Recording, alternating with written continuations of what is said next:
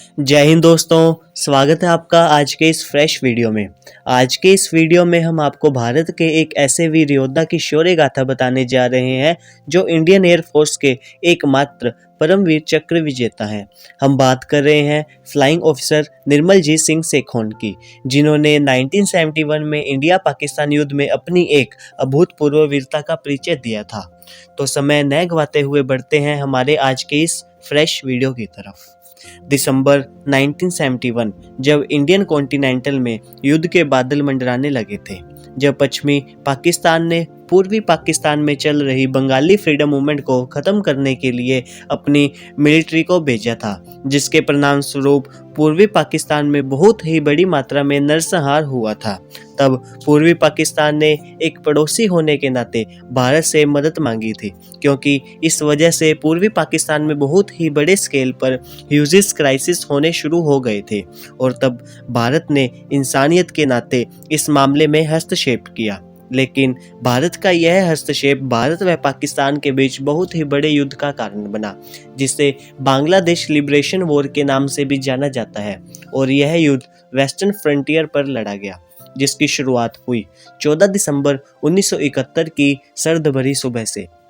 14 दिसंबर की सुबह पाकिस्तान एयरफोर्स के 6 F-86 cyber jet fighters Bharat की श्रीनगर एयरफोर्स कैंप को निशाना बनाने के लिए पेशावर से उड़ान भर चुके थे। इन पाकिस्तानी फाइटर्स का प्लान था कि कश्मीर वैली में डाइव करते हुए फिर उसके बाद श्रीनगर में स्थित एयरफोर्स कैंप पर बम गिराकर वापस पाकिस्तान चले जाना। और फिर योजना के अनुसार पाकिस्तानी फाइटर्स 10,000 फीट की ऊंचाई पर होते हुए पंजाब रेंज से इंडियन एयर स्पेस में दाखिल हुए। वह वैली की तरफ डाइव करते हुए अटैक करना शुरू किया, लेकिन श्रीनगर एयरफोर्स तक जाने के लिए अवंतीपुर एयर स्टेशन को क्रॉस करना पड़ता है। अतः क्रॉस करते समय जब इन एयरक्राफ्ट की आवाज़ अवंतीपुर एयर पर्सनल्स ने सुनी तो उन्होंने रेड अलार्म बजा दिया। तभी हमारे फ्लाइंग ऑफिसर निर्मलजीत सिंह सेखोन व उनके साथी अपने एयरक्राफ्ट लेकर उड़ान भरने के लिए तैयार हो गए। वह सिर्फ 2 मिनट में उन्होंने अपना टेक ऑफ कर लिया। अतः फ्लाइंग ऑफिसर निर्मलजीत सिंह सेखो अब दुश्मनों के फाइटर्स एयरक्राफ्ट को चेस करते हुए अपनी 30 mm की कैनन से निशाना साधने लगे। तभी उनकी मशीन गन के अटैक से एक पाकिस्तानी फाइटर एयरक्राफ्ट में आग लग गई तथा उसने अपने घर की तरफ भागने का सोचा। उस समय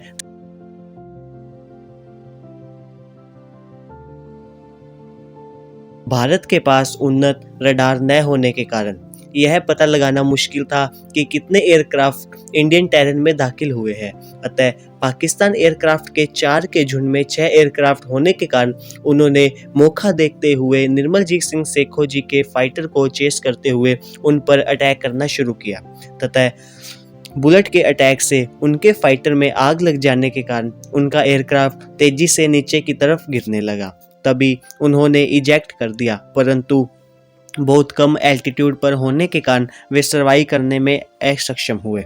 लेकिन दुर्घटनाग्रस्त होने से पहले फ्लाइंग ऑफिसर निर्मलजीत सिंह सेखो ने पाकिस्तानी फाइटर्स के दोनों एयरक्राफ्ट्स को डिस्ट्रॉय कर दिया था।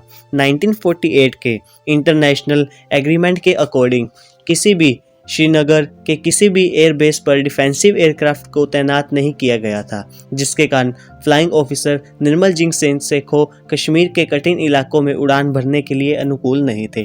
लेकिन इसके बावजूद भी फ्लाइंग ऑफिसर निर्मलजीत सिंह सेखोन व उनके साथी अपने जीवन का सर्वोच्च बलिदान देकर एक अभूतपूर्व वीरता व अदम्य साहस का परिचय दिया और सेल्फ फ्लैग्स एक्ट के लिए इन्हें भारत के सर्वोच्च गैलेंट्री अवार्ड परमवीर चक्र से सम्मानित किया गया। और इस सर्वोच्च बलिदान के साथ फ्लाइंग ऑफिसर निर्मलजीत सिंह सेखोन के सुप्रीम गैलेंट्री फ्लाइंग स्किल और कॉल ऑफ ड्यूटी के बियॉन्ड जाकर इंडियन एयरफोर्स के ट्रेडिशन को नए स्तर पर पहुंचाया।